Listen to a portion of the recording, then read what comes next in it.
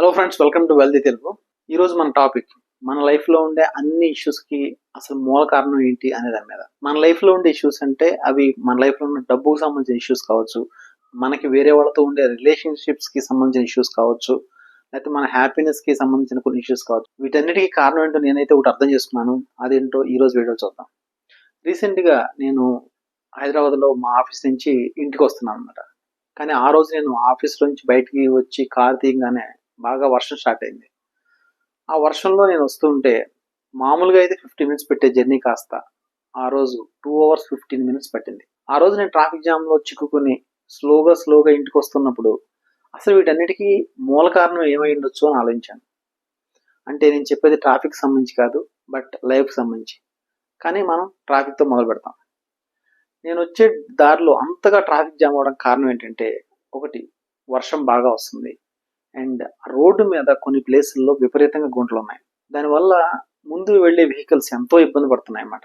So నేనేమనుకున్నానంటే, ఇన్ని గుంటల వల్ల ఎంతో ఇబ్బంది పడుతున్నాం కదా, ఈ జిహెచ్ఎంసీ వాళ్ళు ఏం చేస్తున్నారు, వీళ్ళు కరెక్ట్ టైంకి వాళ్ళ పని సరిగ్గా చేయకపోవడం వల్ల మనం ఎంత ఇబ్బంది పడుతున్నాం అని అనుకున్నాం అన్నమాట. సో ఈ లెవెల్ వరకు ఆలోచించి వదిలేస్తే నేనేం చెప్పొచ్చు అంటే, ఆ రోజు నా ప్రాబ్లం కారణం ఎవరో వాళ్ళు చేయాల్సిన పని సరిగ్గా చేయలేదని, అందువల్లే నేను ఇన్ని ఇబ్బందులు పడుతున్నానని అనుకుంటే సరిపోతుందన్నమాట. అక్కడితో నన్ను నేను సాటిస్ఫై చేసుకోవచ్చు. కానీ నేను అక్కడ సాటిస్ఫై అవ్వదలుచుకోలేదు. ఇంకా డీప్గా వెళ్దాం అనుకున్నాను. దీన్ని నేను ఎలా అవాయిడ్ చేసి ఉండొచ్చు అంటే, నేను ట్రావెల్ చేసే దారిలో చాలా గుంటలు ఉన్నాయి. కానీ హైదరాబాద్లో కొన్ని ఏరియాస్లో అట్లీస్ట్ లేని రోడ్లు అనే కంటే కూడా చాలా తక్కువగా గుంటలు ఉన్న రోడ్లు ఉండొచ్చు. మేబీ హైటెక్ సిటీ సైడ్, లేకపోతే మాదాపూర్ సైడ్, లేదా కొంచెం అవుటర్లో కొంచెం తక్కువగా గుంటలు ఉండొచ్చు. నేను ఇప్పుడు ఆ ఏరియాలో ఎందుకు ఉండలేదు, ఆ ఏరియాలో ఉంటే కనుక నేను ఇప్పుడు పే చేసే రెంట్ 4 to 5 టైమ్స్ ఎక్కువ రెంట్ పే చేయాల్సి ఉంటుంది. అంటే నేను ఎక్కువ రెంట్ కనుక పే చేయగలిగితే ఖచ్చితంగా నేను ఈ ప్రాబ్లం సాల్వ్ చేయొచ్చు. సో ఎక్కువ రెంట్ పే చేయొచ్చు కదా. మరి నేను ఎందుకు పే చేయలేను అంటే, అంత రెంట్ పే చేయాలంటే ఖచ్చితంగా ప్రపోర్షనేట్గా నా ఇన్కమ్ కూడా పెరగాల్సి ఉంటుంది అనమాట. సో ప్రపోర్షనేట్గా నా ఇన్కమ్ ఎందుకు పెరగట్లేదు అంటే, అలా ఇన్కమ్ పెరగాలంటే దానికి తగ్గట్టుగా నేను అడాప్ట్ అవ్వాలి. కాబట్టి నేను ప్రపోర్షనేట్గా చాలా స్కిల్స్ నేర్చుకోవాల్సి ఉంటుంది, చాలా ఎక్స్పెరిమెంటేషన్ చేయాల్సి ఉంటుంది, చాలా రిస్క్ తీసుకోవాల్సి ఉంటుంది, ఇవన్నీ చేయాల్సి వస్తుంది. కానీ అవన్నీ నేను చేయట్లేదు. అవన్నీ కనుక నేను చేసుంటే ఖచ్చితంగా నాకు ఎక్కువ ఇన్కమ్ వస్తుంది, ఆటోమేటిక్గా నేను ఎక్కువ రెంట్ కూడా పే చేయగలుగుతాను. సో నేనేం చెప్తానంటే, నా ప్రాబ్లమ్స్ కారణం నేను వేరే వాళ్ళని చెప్పి బ్లేమ్ చేసేసి వాళ్ళని అక్కడితో ఆగిపోయే బదులు, ఆ ప్రాబ్లం నేనే ఎందుకు సాల్వ్ చేసుకోలేను నా కోసం అనే విషయం ఆలోచించినప్పుడు నాకు అర్థమైంది ఏంటంటే, అలా చేయాలంటే నన్ను నేను మార్చుకోవాల్సి వస్తుంది, నన్ను నేను అడాప్ట్ చేసుకుని, లేకపోతే అప్స్కిల్ చేసుకుని ఇలా చేసుకోవాల్సి వస్తుంది. అది నాకు కష్టం కాబట్టి నేను దాని బదులు ఏం చేస్తున్నానంటే, ఉన్న ప్రాబ్లమ్స్తో సెటిల్ అయిపోతున్నాను. సో ఇక్కడ నేను చెప్పదలుచుకున్నది ఏంటంటే, ఏ ప్రాబ్లం కన్నా కానీ మనం వేరే వాళ్ళని కారణం చేయలేం. ఎందుకంటే అలా వేరే వాళ్ళ కారణం చేస్తే వాళ్ళు మన కోసం మారరు. అసలు మన కోసం మనమే మారినప్పుడు వేరే వాళ్ళు మన కోసం ఎలా మారతారు అంటే, ఇప్పుడు నేను చెప్పినటువంటి ఎగ్జాంపుల్లో ఆ జిహెచ్ఎంసీ పర్సన్ కావచ్చు, అతను ఎందుకు మారుతాడు మన కోసం? ఫస్ట్ మన కోసమే మనం మారట్లేదు కదా. అసలు ఇబ్బంది ఏంటంటే, మనం చాలాసార్లు అనుకుంటాం అంటే ప్రాబ్లం వేరే వాళ్ళ దగ్గర ఉంది అనుకుంటాం, అనుకుని అక్కడితో ఆగిపోతాం. నిజానికి ఏంటంటే దాన్ని ఇంకొంచెం డీప్గా మనం ఫీల్ ఆఫ్ చేస్తే అర్థమయ్యేది ఏంటంటే, ఆ ప్రాబ్లమ్ని మనమే సాల్వ్ చేయగలుగుతాం, దానికి సొల్యూషన్ మన దగ్గర ఉంటుంది. మనం అంత డీప్గా వెళ్ళి ఆలోచించనమాట.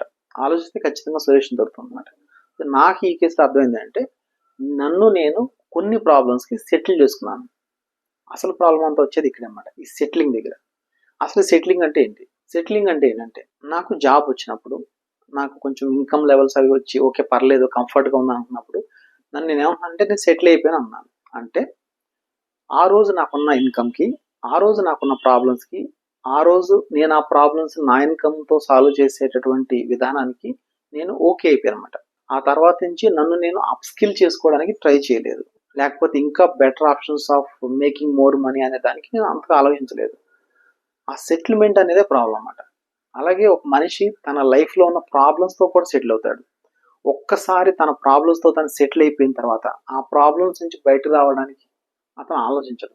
ఒకవేళ అతనికి ఆలోచన వచ్చినా ఈజీ ఎస్కేప్ ఏంటంటే, దానికి ఎవరో ఒకరు బ్లేమ్ చేసేసి, అంటే సొసైటీనో, పొలిటీషియన్స్నో, లేకపోతే పేరెంట్స్నో, టీచర్స్నో, ఏదో ఒకటి బ్లేమ్ చేసేసి మనం హ్యాపీగా ఆ ప్రాబ్లం నాది కాదు అనుకుంటాం. అలా కాకుండా దాన్ని మనం కనుక టేకప్ చేయగలిగితే అది సొసైటీ కోసం కాదు, మన కోసం. మన కోసం మనం దాన్ని టేకప్ చేస్తే ఖచ్చితంగా ఆ ప్రాబ్లం నుంచి బయట రావడానికి సొల్యూషన్ అయితే ఉంటుందన్నమాట. సో ఆ రోజు నేను అర్థం చేసుకున్న విషయం ఏంటంటే, మన లైఫ్‌లో ఉండే అన్ని ప్రాబ్లమ్స్‌కి కూడా కారణం ఏంటంటే వేరే వాళ్ళు కాదు. మనం దానికి సెటిల్ అయిపోయాం. అలవాటైపోయాం. ఇంకా దానిలోంచి మనకు బయట రావాలనే ఇంట్రెస్ట్ లేదు.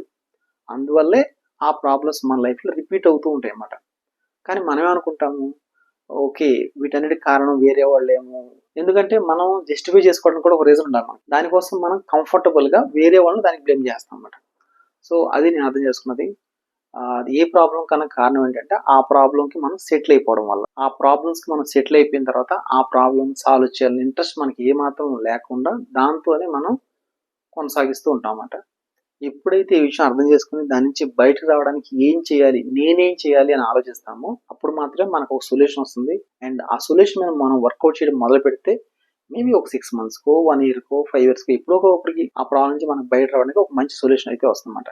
ఇది applicable for every area of life and ఇది ప్రతి మనిషికి కూడా వర్తిస్తుంది. సో నా రిక్వెస్ట్ ఏంటంటే మీ లైఫ్‌లో గనక ప్రాబ్లమ్స్ ఉంటే కూర్చొని ఒక వైట్ పేపర్ మీద రాసుకోండి. ఏం ప్రాబ్లమ్స్ అని, వాటికి సొల్యూషన్స్ ఏమైండొచ్చు. అంటే మీరేం తీసుకోవచ్చు. Not society, not your brothers or your parents or your teachers or politicians వీళ్ళు కాదు. మీరేం చేయగలుగుతారు అనేది ఒకసారి ఒక పేపర్ మీద రాసుకుంటే ఖచ్చితంగా ఒక సొల్యూషన్ వస్తుంది. అండ్ దాని మీద మీరు వర్కౌట్ చేయడం మొదలు పెడితే కొంతకాలానికి రిజల్ట్స్ వస్తాయి. చాలా మందికి ఇంకో ప్రాబ్లం ఏంటంటే వాళ్ళు ఏదైనా వర్కౌట్ చేయడం మొదలు పెడితే వాళ్ళకి రిజల్ట్ వెంటనే వచ్చేయాలనుకుంటారు. కానీ అది అంత ఈజీ కాదు. It takes more time. మనం అనుకున్న టైం కంటే కూడా చాలా ఎక్కువ టైం పడుతుంది అన్నమాట. ఒక్కోసారి చాలా ఫెయిల్యూర్స్ అవుతాం. బట్ స్టిల్ మనం గనక వర్కౌట్ చేయడం మొదలు పెడితే ఇప్పటికి మాత్రం రిజల్ట్స్ వస్తాయి. అలా కాకుండా ప్రాబ్లమ్స్‌తో సెటిల్ అయిపోతే మాత్రం ఆ ప్రాబ్లమ్స్ మన నుంచి ఎక్కడికి వెళ్ళవు. సో అది నేను అర్థం చేసుకున్నది. ఈ వీడియో గనక మీకు నచ్చితే లైక్ చేయండి. అండ్ మీకు తెలిసిన వాళ్ళు ఎవరికైనా ఈ వీడియో ఉపయోగపడుతుంది అనుకుంటే మాత్రం షేర్ చేయండి. థాంక్ యూ అండ్ జై హింద్.